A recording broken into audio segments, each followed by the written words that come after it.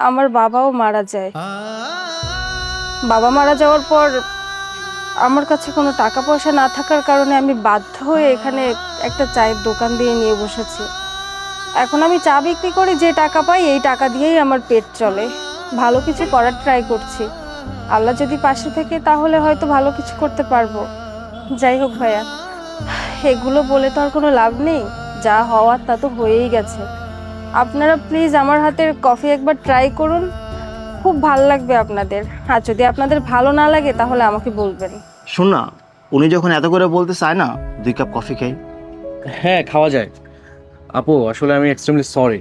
আপনার লাইফে আপনি এত কিছু সাফার করেছেন, আপনার বাবা মারা গেছে, অবশেষে আপনি আবার একটা নতুন জীবন শুরু করেছেন টং দোকান দিয়ে। আপনার ভালো এক্সপিরিয়েন্স আছে, সেটা তো আমি আসলে জানতাম না।